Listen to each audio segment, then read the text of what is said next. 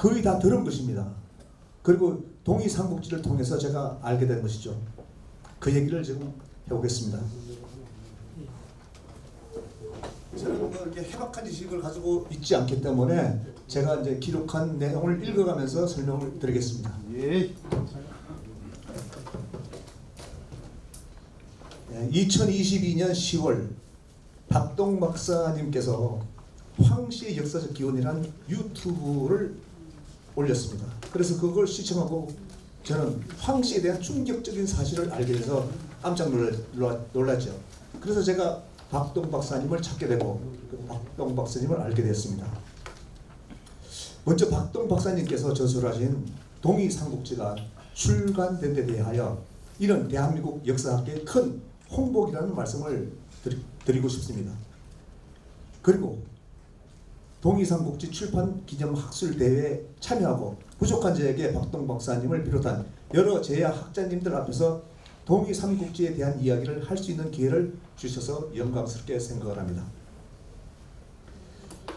동의삼국지는 만백제 고구려 신라 삼국과 한반도와 대륙을 뒤흔드는 대서사시를 기록한 드라마입니다. 그리고 동의문명이 북경 일대에 있었고 고구려가 북경 일대에 있었다는 놀라운 사실은 실로 한국사를 교과서를 통하여 학창시절에 배운 저로서는 동의삼국지의 내용은 매우 생소하고 아주 어려운 내용입니다. 그간 1년 동안 박동 박사님과 거의 매일 전화를 하는데 하루에 1시간 이상 2시간씩 이렇게 통화를 했습니다. 그래서 많은 부분을 배웠습니다. 월지족과 추경족이 뭐라는 것도 배웠고, 이것을 배운 저도 이 동의삼국지를 읽어보면 참으로 어렵다. 그러면 일반 독자들은 이 책을 얼마나 받아들일까 하는 생각도 해봅니다. 그래서 이건 소설 형식으로 썼지만 실질적으로 역사학자들이 연구해야 할 역사입니다. 이게. 그런데 이 동의삼국지는 읽으면 읽을수록 중국의 실체를 알게 합니다. 그래서 중국이라는 나라는 처음부터 없는 나라였다 라는 것을 알게 되었습니다. 중앙아시아에서 이동해온 월족과 추경족, 그분들이 이동을 하면서 중국 중원을 지배하였으며 중국인의 조상은 애시당초 없었던 것입니다. 중국의 뿌리라는 화화족은 혈연 중심의 씨족이 아니라 영토적 그리고 역사적으로 주나라가 만들어지면서 여러 종족들이 모여서 만든 것입니다. 그래서 중국 사람들 실체는 없다는 것입니다. 중국이란 혈연적으로 만들어진 게 아니라 역사적으로 그렇게 만들어졌다는 것이죠. 그리고 고구려 역사가 엉터리로 쓰여지면서 한국사에 실려있는 내용을 학생들과 한국인들을 가르치고 있는데 통탄을 금치 못합니다. 어찌 동이족 역사를 한반도 안에다 묶고 두려한 이 자들에 의해서 한민족 스스로 자가지게 만들었다고 생각하면 분통이 터질 지경입니다. 저는 동의삼국지 30권을 샀습니다. 그래서 직원들에게 아직도 배포 중에 있습니다. 처음에는 이 책이 너무 어려워서 저도 책장이 잘 넘어가지 않았습니다. 이해도 안 되는 부분이 있습니다. 그리고 아직도 끝까지 정독을 하지 못했습니다.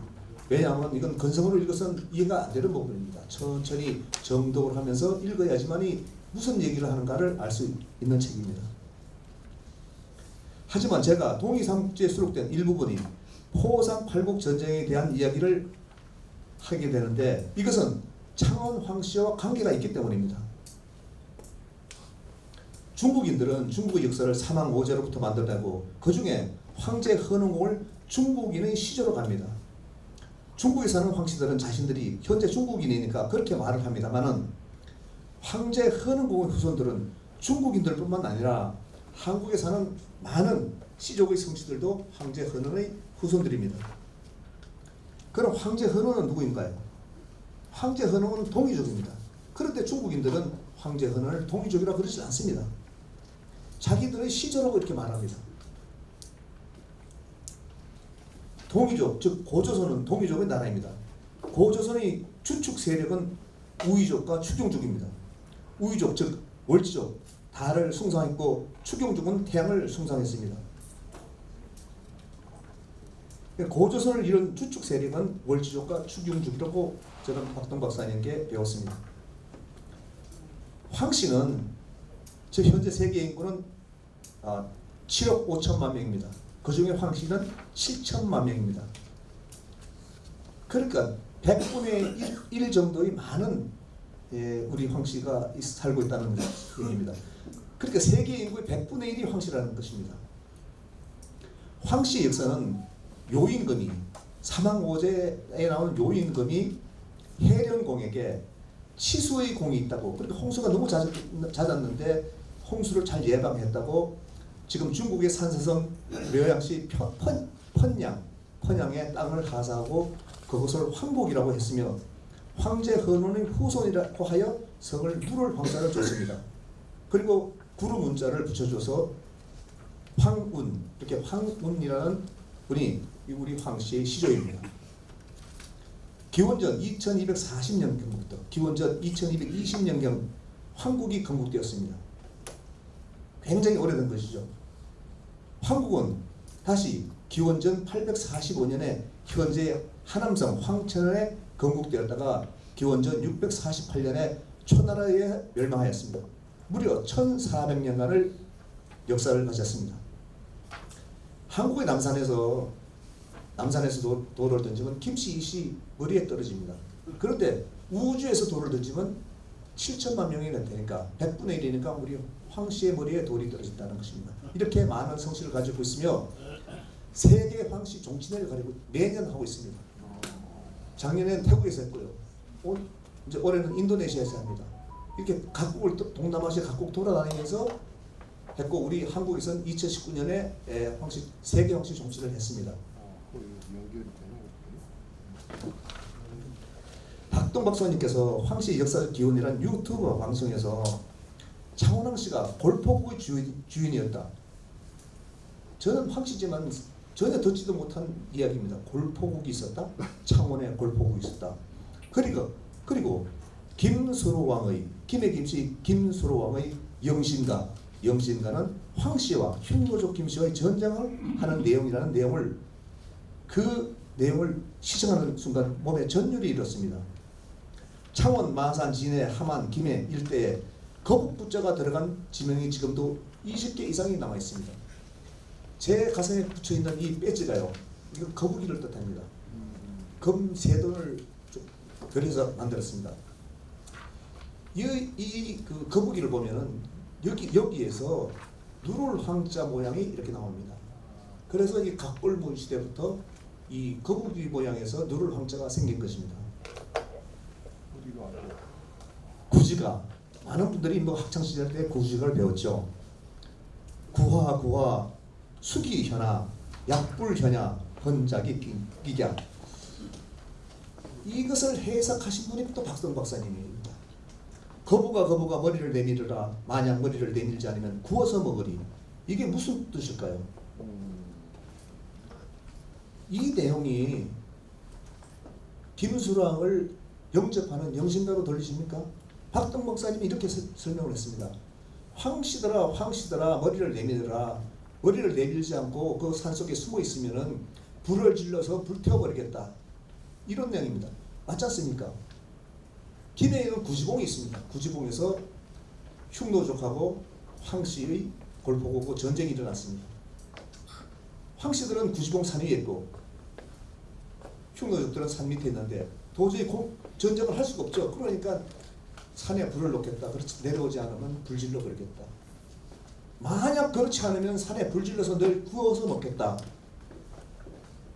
이것을 누가 들어도 이것은 김수로 왕을 영접하는 영신가가 아니고 황씨와 흉노족 간의 전쟁을 얘기하는 가사로 들리지 않습니까? 이것을 최초로 박동 박사님이 해석해서 저에게 알려주었습니다. 저는 이 순간 정신이 핑 돌았습니다. 그동안 내가 황씨 사무총장으로서 문중을 위해서 일했다는 것이 그동안 다 헛된 것이었고 진정 우리의 역사는 어디에 있었냐 이것을 알게 되는 순간이었죠.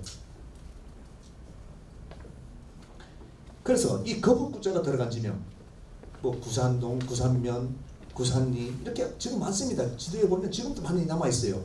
이게 마산, 창원, 함안, 김해까지 말입니다.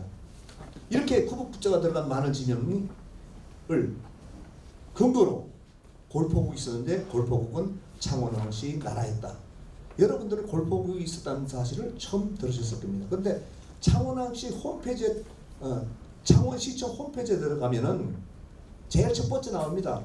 기원 전 1세기에서 기원 후 1세기경에 골포국이 있었다. 이것이 창원의 시작이다. 이렇게 나와 있는데 사실 이것도 거짓입니다.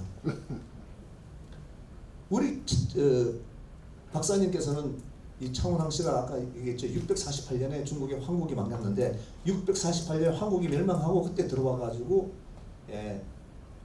마산만으로 들어와서 그 땅 넓고 무역하기 좋고 곡창지대인 창원까지 해가지고 이제 나라를 세웠다. 그런데 여기 근거가 하나도 없어요. 그래서 저는 이제 우리 황씨이기 때문에 근거를 찾아보니까 기원전 356년에 중국의 진나라 성상이었던 황경수라는 분이 황경수, 황경태 두 분을 데리고 한반도로 건너오셨습니다. 왜 건너왔냐? 진시황의 할아버지가 이제 진효왕입니다. 상황을 등용해가지고 아주 강력한 법가를 적용해서 나라를 통치하려니까 태자의 스승이 잘못을 하면 태자가 잘못하면 태자의 스승을 말이에요. 큰 스승은 코를 베버리고 작은 스승은 귀를 잘라버렸습니다. 그리고 인두의 머리에다가 인두에 찢었습니다. 이렇게 엄격한 법을 시행하니까 황경수 공께서 성상이었는데 이건 안 되겠다 하고 반대를 했더니 이제 죽이려고 그랬습니까? 그래서 한반도로 도주한 게 기원전 356년입니다.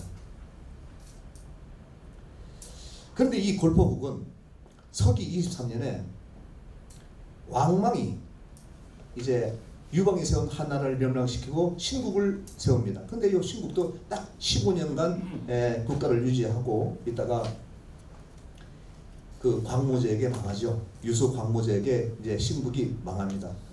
그러니까 이 왕망편에 섰던 흉노족들이 여기저기 요소에서 높은 지위를 차지하고 있다가 이제 광무제가 왕이 되니까 다 죽임을 당하게 돼 있습니다. 그래서 청두, 중국의 칭다오가 아니고 청두라는 곳이 있습니다. 청두의 태수였던 김탕이 흉노족을 이끌고 한반도로 대거 들어옵니다. 그렇죠. 이민정이 들어왔을 때 처음에는 뭐 노예로 살아도 좋으니까 뭐 살려만 돌라고 이렇게 하더니 점점 씨족들을 끌어들입니다. 그렇게 인구가 많아지죠. 인구가 많아지니까 황씨의 나라인 골포국에 도전합니다. 그것이 김해 지역입니다. 그 당시에는 김해라는 지명이 없었습니다. 왜냐하면 김씨들이 그 지역을 차지함으로써 김씨의 바다다. 그래서 김해라고 했지 그 옆에는 황산하라고 강이 지금의 낙동강이 황산합니다. 이것도 박사님이 다 찾아준 겁니다.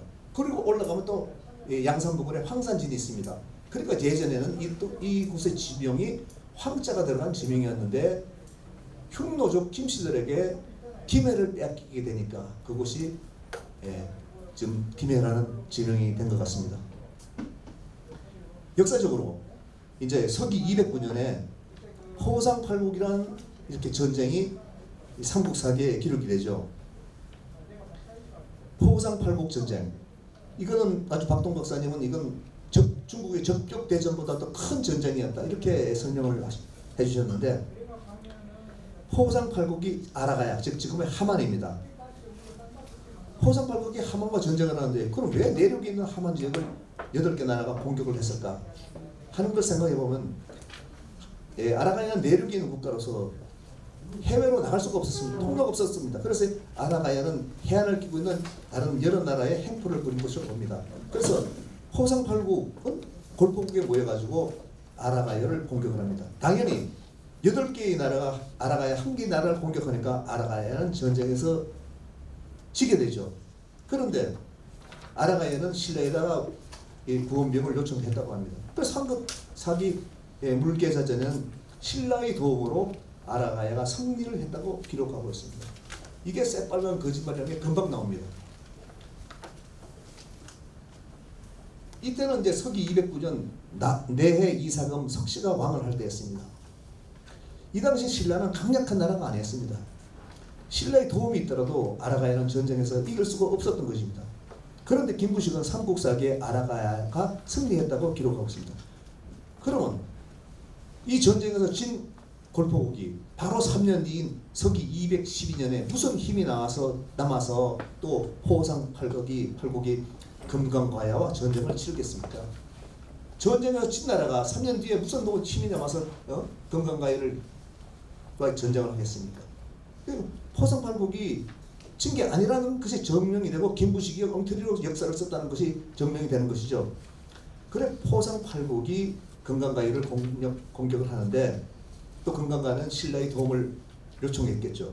근데 신라의 병사들이 도착하기 전에 금강과야는 뭐 호상팔국이 진격을 하니까 항복을 하고 맙니다. 이 호상팔국이 어디까지 진격을 하냐?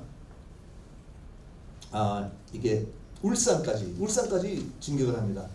그 울산은 어디입니까? 신라의 영토입니다. 그러니까 이 전쟁에서도 호상팔국이 이겼다는 것입니다. 이와 같이 박사님은 호상팔국 전쟁에도 분명히 얘기를 했습니다. 김부식이 이렇게 쓴 건 거짓이다. 어디에 그런 근거가 나왔냐?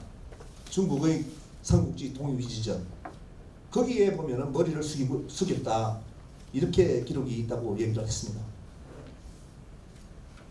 그러니까 김부식은 김의 김씨로서 김씨에게 유리한 이야기를 많이 써놨다는 것입니다. 그것이 삼국사기입니다. 이렇게 김부식은 삼국사기를 김씨들의 입맛에 맞게 기록하였습니다. 그리고 박사님께서 이제 그 동의삼국지에도 기록을 하셨지만은 읽어보면 나오는 얘기입니다. 17세 네모랑부터 23세 법홍왕까지 신라는 선비족에게 나라를 빼앗깁니다. 그런데 우리나라 한국사에는 전부 다 네모랑부터 김씨들이 세서 왕조가 계속 이어졌다 이렇게 세고 거짓말을 하죠. 그런데 이것을 밝혀낸 분이 박동 박사님입니다. 아까 얘기했죠. 모씨, 루씨, 노씨들이 이 신라를 근한 제가 계산하니까 180년 가까이 되는데 이때를 신라를 점령을 했다는 것입니다. 그래서 제가 조금 더 이제 공부를 해서 보니까 이 540년에 서기 540년에 법홍왕이 죽었다고 써있는데 고구려가 이제 신라를 침공한 시기가 이 법홍왕 때입니다. 그러니까 보니까 생각을 해보니까 광개토왕한테 또 법홍왕이 죽은 거예요. 그러니까 이 신라라는 나라는 고구려에 점령이 된 상태니까 뭐 이 선비족들이 실력을 해서 그 다음에 왕은 실성왕이란 김씨가 15년간 정권을 차지하고 있다가 그래도 선비족이 그냥 있었겠습니까? 바로 그 뒤에 아들 눌지왕이 정권을 차지합니다. 다시 그 선비족들이 다시 차지하는 것이죠. 그래서 이제 법홍왕 시절까지 한 그 180년간을 이 김씨가 아닌 다른 성씨가 이렇게 신라를 통치를 하는데 또 한 가지 이제 그 박동 박사님께서 설명하기를 동로마와 서로마 제국을 침범하여 유럽인들을 간담을 썰게 한 흉노족 아틸라 대왕에 대한 이야기를 했습니다. 8년간 유럽을 공포에 빠뜨렸습니다. 이런 아틸라가 갑자기 453년에 죽자 훈족은 갑작스럽게 역사에서 사라집니다. 그럼 이 훈족들이 어디로 갔을까요? 다시 몽골 지방으로 돌아왔겠죠. 몽골 지방으로 돌아왔는데 어디에도 근거는 없지만은 이 흉노족 그러니까 경주 김씨의 시조는 김알지죠. 김알지 후손들이 신라가 선비족에게 빼앗기니까 배가 아팠다. 저는 이렇게 생각을 합니다. 그래서 몽골 지방에 있는 흉노족들에게 지원을 요청했다. 그래서 저는 이 얘기는 박사님이 말씀하신 건 아닙니다. 520년부터 540년간에 대거 경주로 들어와가지고 막강한 군사력을 가지고 있어서 그 주변 국가를 점령하기 시작했죠. 그래서 우선적으로 금강가야를 공격을 하니까 금강가야에서는 싸우지도 않고 그냥 손들고 항복을 했습니다. 그게 532년이고 그 다음에 540년경에 골포국도 멸망을 합니다. 그러니까 황씨의 나라가 무려 굉장히 오래되죠.